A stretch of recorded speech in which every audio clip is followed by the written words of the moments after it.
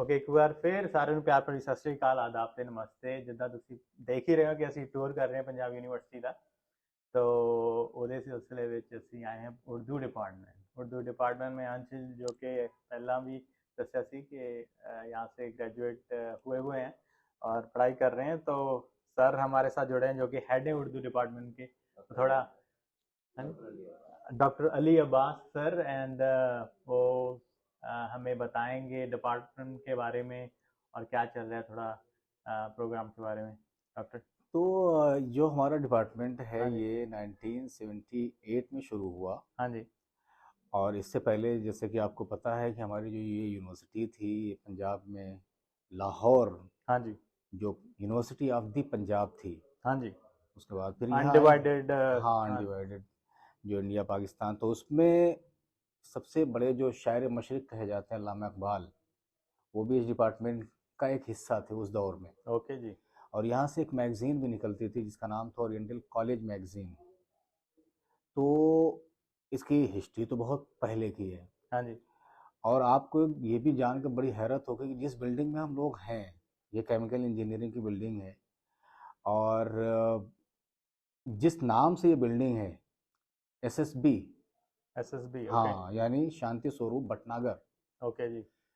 तो भटनागर साहब जो इंडिया के टॉप मोस्ट साइंटिस्ट थे, वो उर्दू के बहुत अच्छे शायर भी थे। क्या बात है। और अभी मेरी इनसे कल परसों बात हुई, जो यहाँ के चेयरपर्सन है, हाँ जी। तो उनको बड़ी हैरत हुई इस बात पर कि अच्छा वो उर्दू में भी लिखते थे। हाँ हाँ। मैंने कहा उन्होंने अपनी लाइफ हिस्ट्री में लिखा है कि जब मैं साइंस की रिसर्च से थक जाता था हाँ जी। तो अपने दिमाग को सुकून देने के लिए मैं उर्दू में शायरी करता था। जितना पंजाबी जी कहने थे रूह दी खुराक। बस बस बस वही बात है।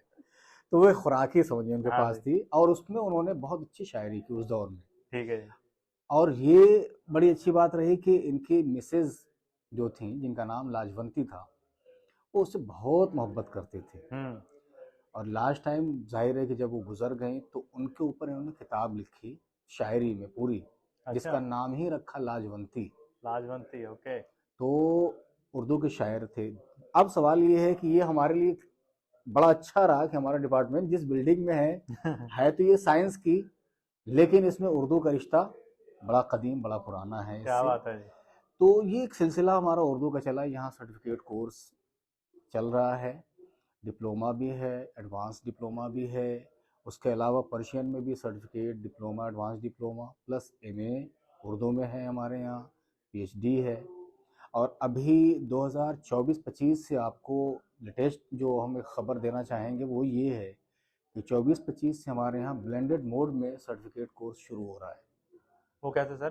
तो ब्लेंडेड मोड में हमारे पास सर्टिफिकेट कोर्स उर्दू और पर्शियन में शुरू होगा। इसमें ऑनलाइन और ऑफलाइन अब दोनों तरह से पढ़ाई होगी। ओके। अब इसमें क्या है कि जो फॉरेन स्टूडेंट्स हैं वो भी आसानी से एडमिशन ले सकते हैं, हम्म। और वो घर बैठे अपना पढ़ाई भी कर सकते हैं, यहाँ से सर्टिफिकेट भी उनको मिल सकता है। तो ये प्लस पॉइंट हमारे पास आ रहा है, क्योंकि अभी तक बहुत सारे लोगों के फ़ोन आते थे हाँ जी। तो हम मना कर देते थे भाई ऑनलाइन हमारे यहाँ नहीं है। लेकिन अब ये एक हमारे पास सहूलत आ गई है कि ऑनलाइन और ऑफलाइन दोनों में देंगे। तो सर्टिफिकेशन के लिए वो पूरी प्रोसेस से जाना पड़ेगा स्टूडेंट्स को, से कि वहाँ के लोकल यूएस की लोकल यूनिवर्सिटी में स्टूडेंट पढ़ रहे हैं और उन्हें सर्टिफाइड कोर्स करना है, तो उसकी प्रोसेस कैसे होगी, आप थोड़ा बता सकते हैं? हाँ, उसकी प्रोसेस ये है कि यहाँ पर +2 बेस पे एडमिशन होते हैं। अच्छा जी।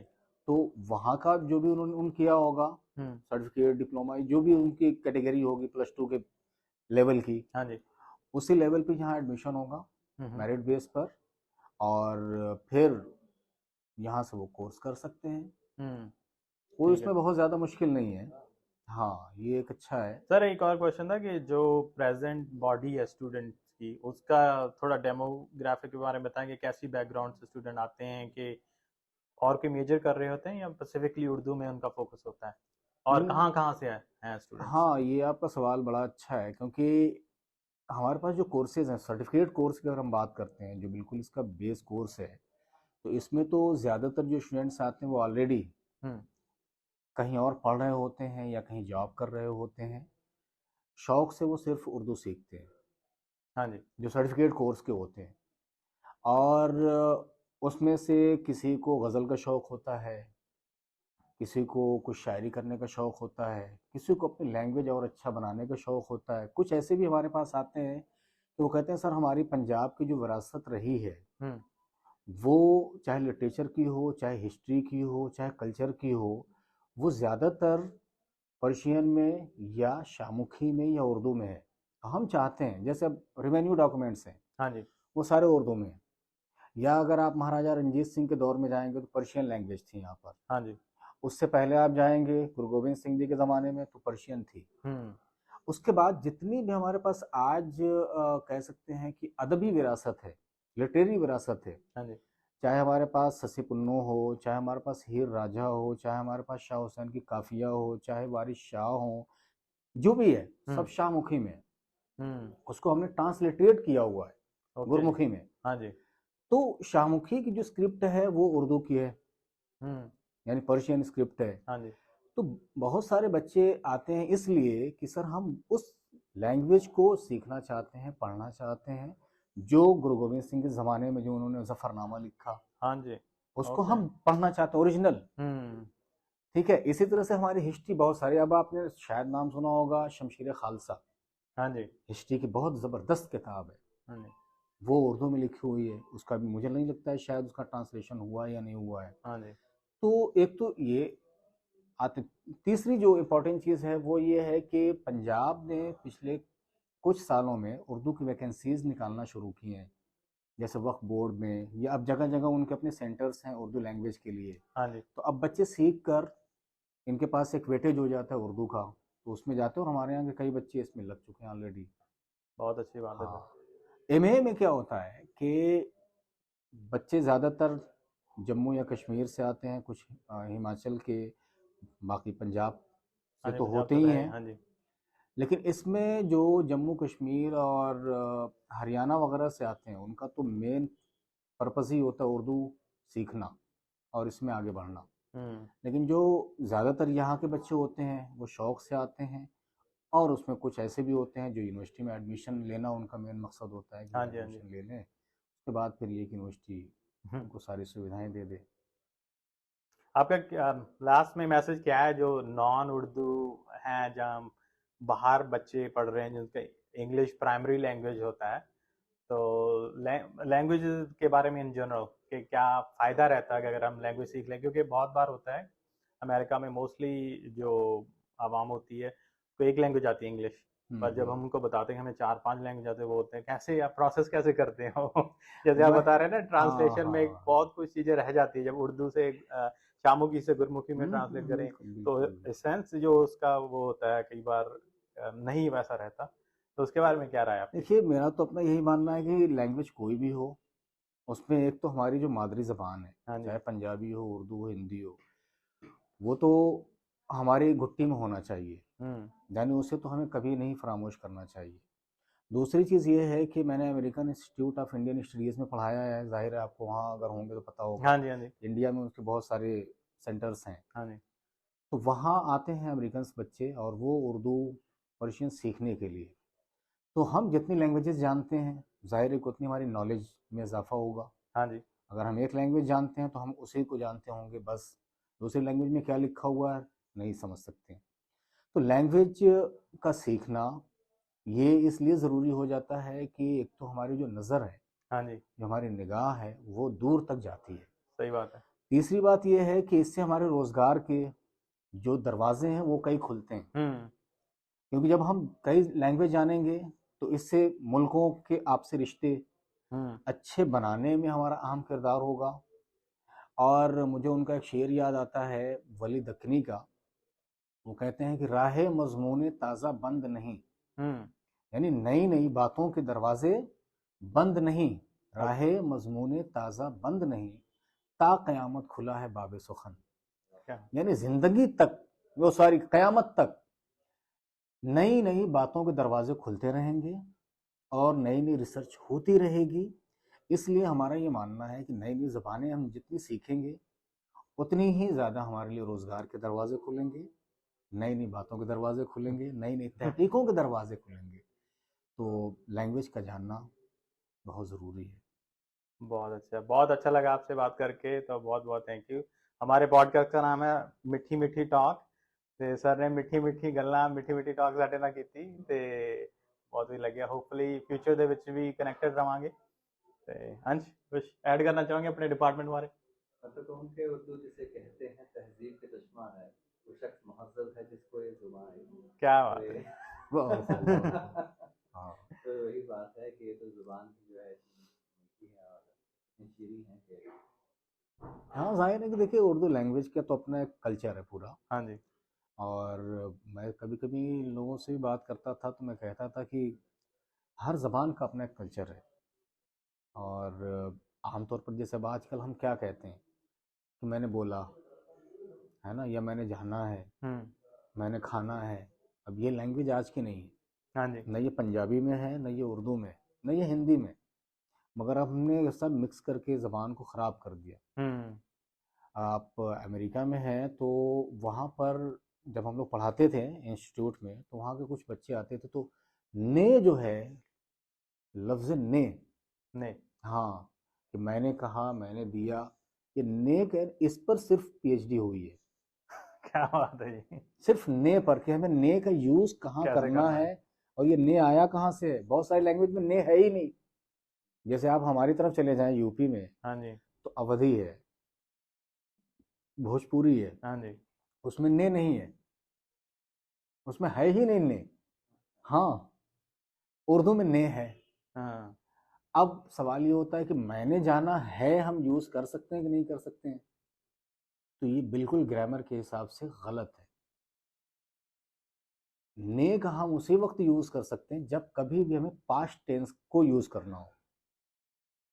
कभी ने का यूज़ आप फ्यूचर के लिए नहीं कर सकते, प्रेजेंट में नहीं कर सकते। हमेशा आप कहेंगे मैंने कहा, मैंने खाया था, मैंने लिया था, मैंने दिया था, है ना, या मैंने लिया है। तो इसका मतलब ये हुआ कि ले चुका हूं मैं हाथ में। मगर हम कभी ये नहीं कहेंगे कि मुझे लखनऊ, सॉरी मैंने लखनऊ जाना है। मैंने लखनऊ जाना है नहीं, मुझे लखनऊ जाना है। मुझे लखनऊ जाना है। हाँ, अब हम क्या कहते हैं, मैंने लखनऊ जाना है। दूसरी चीज़ उर्दू में अब बहुत इंपॉर्टेंट चीज़ ये है कि हम कहते हैं कि आप लो, है ना। उर्दू में कहते हैं आप लीजिए, लीजिए, आप दीजिए। आज क्या है, हम आप तो लगाते हैं लेकिन आप लो, आप दो, आप खाओ, है ना। बस कहते तुम हैं, बोला नहीं लेकिन हाँ, बस नहीं कहते अच्छा ठीक है, अरे आप खाओ, आप बैठो, नहीं, आप तशरीफ रखिए, या आप बैठिए, आप लीजिए, आप दीजिए। मुझे याद आ रहा है कि जब जब आए थे ना, मैं आया तो मैं सर्टिफिकेट कोर्स की क्लास में वैसे ही बैठ जाता था अपना दिल बहलाने के लिए। हाँ तो वहाँ पे एक बार जरीन फातिमा मैम बैठी थी इधर, हाँ और वो जब इधर बैठे तो हुआ ये कि यहाँ से एक पंजाबी आया सरदार, तो काफ़ी लेट हो गया तो मैम उसको बोले आइए आइए जनाब आप ही की कमी थी, बैठिए तशरीफ़ का टोकरा रखें। तो बोला मैडम मैं टोकरा तो लेके नहीं आया। हाँ तो ये मसले भी खैर रहते हाँ, हैं, अब लेकिन देखिए फिर से आपके चलता रहता है। तशरीफ, इसको हम आम तौर पर अब हमने समझ रखा है कि तशरीफ हमारी छोटी या बड़ी होती है। हाँ जी। जैसा ही आदमी है वैसी तशरीफ होती है उसकी। होता ये है ना, लोग समझते हैं वो खास चीज है जिसे हम रखते हैं, हाँ जी। जबकि तशरीफ बिल्कुल ये नहीं। तशरीफ जो है ये अरबिक का वर्ड है और अरबिक में शरफ से बना हुआ है। शरफ का मतलब होता है इज्जत, रिस्पेक्ट। उससे हमने बनाया तशरीफ। तशरीफ का मतलब ये हुआ कि आप आए हैं तो हमारे लिए शरफ है, हमारे लिए इज्जत है, ऑनर है कि आप आए हमारे पास। हाँ जी। तो आप अपना जो आपका पूरा वजूद है ना, जो आपका पूरा जिस्म है, वो हमारे लिए इज्जत का सबब है। तो मतलब आप बैठिए। अब हम क्या समझते हैं कि वो तशरीफ जगह है, कोई खास गोद सी उसको रखवा देते हैं। बड़ी तशरीफ बड़ी इनकी है तो किसी की तशरीफ छोटी है। तो ये बिल्कुल कहाँ से कहाँ हमने माने को पहुंचा। तो क्या बात है जी। ये लखनऊ और दिल्ली की भी जबान अलग अलग है उर्दू में, अगर आप देखेंगे। और हैदराबाद की भी अलग है। हैदराबाद की, हाँ, वहाँ की अलग है। आज देखें आप हैदराबाद, तो हैदराबाद क्यों नाम पड़ा उसका आपको पता ही होगा कि एक बहुत बड़ा शायर भी था उर्दू का और वहाँ का बादशाह भी था। इसका नाम था कुली कुतुब शाह। कुली कुतुब शाह का भी मामला अजीब व गरीब था कि ख़ानदान उसका ईरान का था। हाँ जी। माँ उसकी इंडियन थी, यहाँ पैदा हुआ, और बहमन सल्तनत थी, उसमें ये सिपाही था। फिर उसके बाद इसको सूबेदार बना दिया गया। फिर बहमनी सल्तनत जब तबाह हुई तो इन लोगों ने अपनी अपनी हुकूमतें अलग अलग कायम कर ली। जो कुली कुतुब शाह था, ये इंडियन कल्चर में इतना घुला मिला था कि इसने जितनी भी शायरी की है उस दौर में, और सबसे पहला उर्दू का साहिब दीवान शायर है ये कुली कुतुब शाह। यानी जिसने किताब लिखी, जिस दीवान कहते हैं उसको, जिसकी शुरू की गजल अलिफ पर खत्म हो और लास्ट में जाकर ये पर खत्म हो, यानी अल्फाबेटिकल वो चलती हो। Alphabetical, okay. तो वो शायर कुली कुतुब शाह था। और उसने जाहिर माँ इंडियन, बाप ईरानी, उसके बाद ये इंडियन कल्चर में पूरा रचा बसा। यानी आप ये देखिए कि श्री राम जी को ये, कृष्ण जी को ये, बसंत ये, दिवाली ये, होली ये, और इसकी शायरी में आपको 14 इसके पेन नेम मिलेंगे, 14। और कहीं पर उसका अपना नाम उसने मानी रखा है, कहीं कुली रखा है, कहीं कुतुब रखा, वगैरह वगैरह। तो इसकी एक मोहब्बत की कहानी है, और वो भागमती एक थी, उनसे मोहब्बत इनकी हुई। और जब उनकी शादी हो गई तो दरबार में पहले लोग आते थे तो हर रानी का एक नाम रखा जाता था। हाँ जी। उनका पुराना नाम जो होता था वो तो रहती थी, लेकिन इनको अलग से रिस्पेक्ट के लिए नाम दिया जाता था। जैसे मान लीजिए कि किसी को बहादुर का नाम दे दिया, किसी को खान का, किसी को सैयद का, किसी को नौशाह, कुछ भी कह दिया। तो इसी तरह से जब महल में कोई रानी आती थी तो किसी का फलाकारा, किसी का समारा, किसी का महारुख, किसी का कुछ, तो इनका नाम रखा गया था हैदर महल। जो भागमती थी उनका नाम हैदर महल रखा गया। फिर चूंकि इतना ज्यादा ये उनसे मोहब्बत करते थे कि इन्होंने पूरा शहर बनवाया उसके लिए, क्या बात पूरा है। शहर आबाद करवाया किसने? कुली कुतुब शाह ने। और उस शहर का नाम उस रानी के ऊपर रखा, हैदर महल से नाम हैदर आबाद रखा। जो, हैदराबाद, ओके। हाँ, और ये असल में वही भागमती थी जिसको हैदर महल का नाम दिया गया। और उस पर फिर ये आप चार मीनार देखेंगे, चार मीनार में आपको एक बड़ी अजीब चीज नजर आएगी। वहां पर ऊपर पहले मदरसा होता था, स्कूल जाहिर है वो रहता था, और वहां ऊपर पानी पहुंचाया जाता था। हाँ जी। और वहां से फिर महल में पानी जाता था, यानी वो टंकी का भी काम करता था वहां, और वहां से फिर वो महल में पानी जाता था। तो ये जो हमारी हिस्ट्री है, जो कल्चर हमारा है, चाहे पंजाब हो, चाहे दक्कन हो, चाहे यूपी हो, एक बड़ा मिक्स कल्चर था। मगर जाहिर है कि अब धीरे धीरे चीज़ों को बदला जा रहा है। उस दौर में उसने न सिर्फ ये गोलकुंडा एक जगह थी, अगर आपने सुना होगा दक्कन में, तो उस जगह को गोलकुंडा क्यों कहा गया, ये एक बड़ा मामला। जब कुली कुतुब शाह बादशाह बना तो उसने कहा कि हमारा महल ऐसी जगह होना चाहिए जहाँ सारी सुविधाएं और हम पूरे शहर को देख सकें जब अपने महल में खड़े हो जाएं। तो एक किसान चरवाहा था, वो ढूंढता ढांढता बेचारा खैर पहुंचा, तो उसे एक जगह नजर आई। क्योंकि पहाड़ों पर होता क्या है कि जो सतह होती है वो बिल्कुल बराबर नहीं होती है ना, बहुत नीचा ऊंचा होता है। तो बकरियां चराते चराते वो पहाड़ की एक ऐसी ऊंचाई पर पहुंचा कि जहां बराबर सतह थी। उसने आके खबर दी। जब उसने खबर दी तो साहब पता ये चला कि बादशाह को वो जगह इतनी पसंद आई कि उसने उस जगह का नाम उस चरवाहे के नाम पर रख दिया। क्या बात है जी। और कुंडा कहते हैं एक्चुअली वहां पर, जो वहां की जबान है, गोल कुंडा, यानी चरवाहे की जो जमीन देखी हुई एक तरह से। गोल का मतलब जाहिर है मरकज हो गया, वो सेंटर, और उस जगह का नाम ही पड़ गया गोलकुंडा। बहुत ऐसे ऐसे हमारे, और उसका जिक्र भी इन्होंने बहुत किया है, और अपनी मोहब्बत का जिक्र इन्होंने बहुत किया। तो उर्दू की पूरी कहानी आज जो हम देखते हैं वो बहुत ही रिच रही है कल्चर के हिसाब से। हाँ जी सर, हम definitely I think we are running out of time, but बहुत अच्छा लगा अली अब्बास सर से बात करके, and I am sure in the future we will be able to continue this journey and create more episodes for our listeners and viewers in America, Canada, UK. Sir बहुत अच्छा लगा आपसे मिलके, और उर्दू के बहुत सारे लेसन भी मिल गए हमें, दो चार, थोड़ा प्रीव्यू दिया है कि आप क्या क्या लर्न कर सकते हैं। हाँ तो हम कंटिन्यू रखेंगे टूर, आप बने रहिए हमारे साथ। Thank you sir.